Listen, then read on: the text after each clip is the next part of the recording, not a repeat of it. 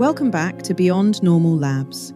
I'm Kate, and this is episode 5.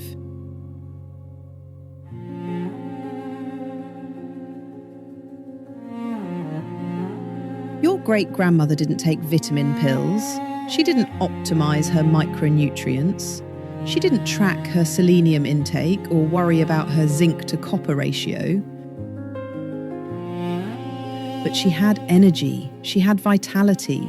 She had something we've lost. What did she know that we've forgotten? She ate the organs: liver, heart, kidney, thyroid, the parts of the animal that modern culture has taught us to throw away or feed to our pets. Your great-grandmother didn't see these as supplements or superfoods. She saw them as food, essential food, the most nutritious parts of the animal. Today, we're talking about why that matters more than you might think. Here's a perspective shift that changes everything. Humans have been eating organ meats for over 200,000 years. Every traditional culture, on every continent, in every climate, prioritized organs over muscle meat. The Inuit in the Arctic, the Maasai in Africa, indigenous peoples throughout the Americas, Asia, Europe, they all shared one nutritional practice. They ate the organs first. This wasn't superstition, it was survival wisdom passed down through countless generations. They didn't have laboratories or nutrition science, but they knew, through observation, through experience, through the health of their people, that organs were essential. And then, in the span of about 2 or 3 generations, we stopped. Post-World War II, as industrial food production scaled up and cultural preferences shifted, organ meats went from dietary staple to dietary afterthought. We started feeding liver to our dogs. We started throwing away the most nutritious parts of the animal. In evolutionary terms, this shift happened in the blink of an eye. Our genes haven't changed. Our nutritional needs haven't changed, but our diets have transformed completely, and our health has suffered for it. Now you might be thinking, okay, but we have supplements now. Can't we just take vitamins to make up the difference? Here's what the science actually shows. Synthetic vitamins, the kind you find in most supplements, have an absorption rate of about 15 to 30%. That means for every 100 milligrams you swallow, your body might actually use 15 to 30. Food-based nutrients, the kind found in organ meats, have absorption rates of 80 to 90%. That's not a small difference.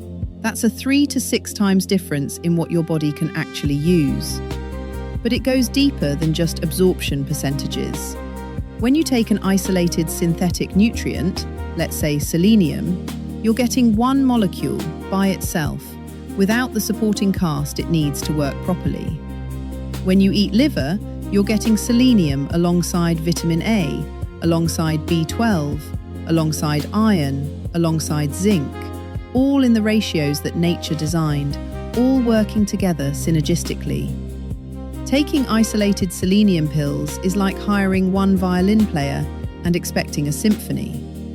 Eating organ nutrition is like hiring the entire orchestra, already rehearsed, already in tune, ready to play. This explains something that frustrates a lot of health-conscious people. You can eat an incredibly clean diet: organic produce, grass-fed meat, wild-caught fish, no processed foods, and still be nutritionally depleted. Because even the healthiest modern diet is missing the most nutrient-dense foods humans have ever eaten. Let me give you some numbers. Beef liver contains over 3,000% of your daily vitamin A, over 2,000% of your B12, massive amounts of iron, selenium, zinc, and copper, all in bioavailable forms. Ounce for ounce, liver is the most nutrient-dense food on the planet. Nothing else comes close. Not kale, not blueberries, not salmon, nothing. And thyroid glandular?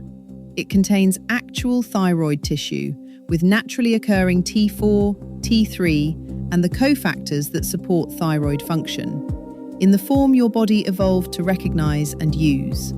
Your ancestors didn't need to biohack their energy or optimize their thyroid function. They just ate the whole animal, including the organs that supported their own organ systems. Your body wasn't asking for more drugs. It was asking for what humans ate for 200,000 years and stopped eating 50 years.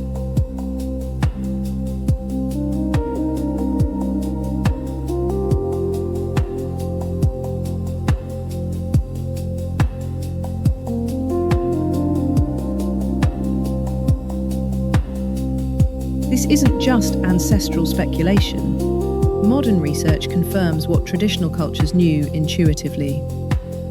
In the 1930s, a dentist named Weston A. traveled the world studying traditional cultures that still ate their ancestral diets. He found remarkable health, strong bones, straight teeth, resistance to disease, in populations that prioritized organ meats and animal fats.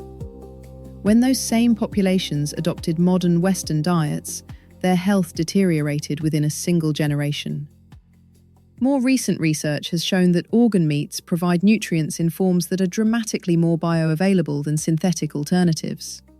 The cofactors work together, the ratios are balanced, the body recognizes them as food, not foreign chemicals. This is why you can take a multivitamin for years and feel nothing, but people who add organ nutrition often notice changes within weeks. It's not magic, it's just giving your body what it actually evolved to eat. So, if organ nutrition is so powerful, why isn't everyone doing it? 2 reasons. First, most people in modern culture find the idea of eating liver or thyroid unappealing.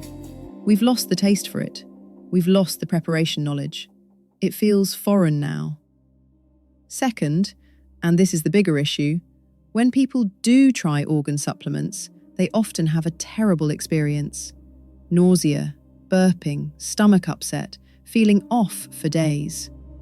They try it once, feel awful, and conclude that their body can't tolerate organ nutrition. But that conclusion is wrong. The problem isn't organ nutrition itself. The problem is how most organ supplements are processed, and that's a solvable problem. Here's what I want you to take from this episode. Organ nutrition isn't a trend. It isn't a biohack. It isn't some new discovery. It's a return to what humans have always eaten, the most nutrient-dense foods on the planet, in the forms our bodies evolved to use. The question isn't whether organ nutrition works. 200,000 years of human history already answered that.